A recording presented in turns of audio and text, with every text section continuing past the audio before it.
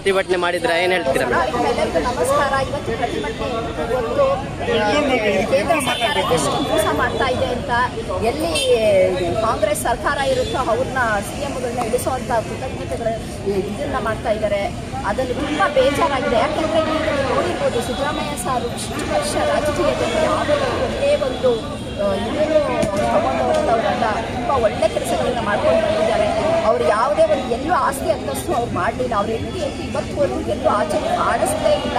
ಯಾಕಂದರೆ ನೀವೇ ನೋಡಿರ್ಬೇಕು, ಬೇರೆಯವ್ರು MLA ಆದರೆ ಅವ್ರು ಕೌನ್ಸಿಲರ್ ಆದರೆ ಅವ್ರ ಮಿಸಸ್ ಎಷ್ಟೊಂದು ಆಡಂಬರವಾಗಿ ಮಾಡ್ತಾರೆ. ಆದರೂ ಅವ್ರು ಸಿದ್ದರಾಮಯ್ಯ ಸರ್ ಇಷ್ಟು ವರ್ಷ ಮಿನಿಸ್ಟರ್ಗಳಾಗಿ 2 ಸಲ CM ಆಗಿದ್ರು ಅವ್ರ ಎಲ್ಲೂ ಪಾರ್ವತಮ್ಮ ಅವರು ಕಾಣಿಸ್ಕೊಂಡಿಲ್ಲ. ಅಂಥ ಒಂದು ವ್ಯಕ್ತಿಯನ್ನು ಸುಮ್ಮನೆ ಇರಲಿಕ್ಕಂತ ಅವರು ಮನೆಯಲ್ಲಿ ಅಷ್ಟು ಕುಟುಂಬಕ್ಕೆ ಇಟ್ಕೊಂಡು ಅಣ್ಣ ಇಟ್ಕೊಂಡು ತಗೊಂಡಿರೋದನ್ನ ಅದು ಆ ಆಸ್ತಿಯನ್ನು 15 ಸೈಟ್ಗಳ ಥರ ಏನು ಹೋರಾಟಗಳನ್ನ ಮತ್ತು ಅದೇ ನಾನು ಕೇಳಕ್ಕೆ ಬಯಸ್ತೀನಿ ಕುಮಾರಣ್ಣನವ್ರಿಗೆ ಮತ್ತು ಅಶೋಕ್ ಅಣ್ಣನಿಗೆ, BJP ಸರ್ಕಾರಕ್ಕೆ, BJP ಇರ್ಬೋದು ಮತ್ತು ಜನತಾದಳದಿರ್ಬೋದು ನಾನು ಹೇಳಲಿಕ್ಕೆ ಬಯಸ್ತಾ ಇದ್ದೀನಿ. ನಿಮಗೆ ಸಾವಿರಾರು ಕೋಟಿ ಆಸ್ತಿಗಳಿದೆಯಲ್ಲ, ಇದರ ಮೇಲೆ ಅದರ ನಾನು ಮಾಡಲಿಲ್ವಾ? ನೀವು BJPಯವ್ರು ಮಾಡಲ್ವಾ?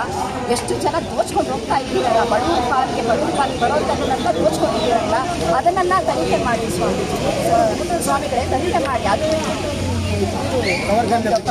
ಅಷ್ಟೇ ಅಂತ ಪ್ರಶ್ನವನ್ನೇ ನೋಡಿದಂಥ ಒಂದು CM ಯಾರಾದರೂ ಇದ್ದಾರೆ ನಮ್ಮ ಸಿದ್ದರಾಮಯ್ಯ ಸಾಹೇಬರು. ಬಡವರಿಗೆ ಸಾಕಷ್ಟು ಸೌಕರ್ಯಗಳನ್ನು ಮಾಡಿಕೊಟ್ಟಿದ್ದಾರೆ.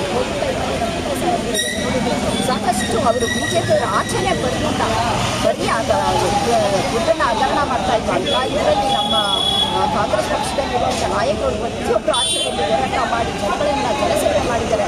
5 ಪ್ರಣಾಳಿಕೆಯನ್ನು ಕೊಟ್ಟಿದ್ದಾರೆ. ಹೆಣ್ಣುಮಕ್ಕಳ ಪರ ಇದೆ, ಪರ ಇದೆ, ಕಾರ್ಮಿಕರ ಪರ ಇದೆ, ಮತ್ತು ರೈತರ ಪರ ಇದೆ. ಇಂಥ ಒಂದು ಸರ್ಕಾರವನ್ನು ಬೀಳಿಸಿ ಹೋಗಿದ್ದೀರಲ್ಲ, ಯಾವುದೇ ಕಾರಣಕ್ಕೂ ಈ ಕರ್ನಾಟಕದ ಕನ್ನಡದ ಜನತೆಗಳು ನಾವು ಸಿದ್ದರಾಮಯ್ಯ ಸರ್ ಜೊತೆಲಿದ್ದೀವಿ, ನಮ್ಮ ಜೊತೆ ಸಾಹೇಬರಿದ್ದಾರೆ, ನಮ್ಮ ಹೈಕಮಾಂಡ್ ಇದೆ. ಯಾವುದೇ ಕಾರಣಕ್ಕೂ ಅವರು ಇಳಿಸ್ಲಿಕ್ಕಾಗಲ್ಲ.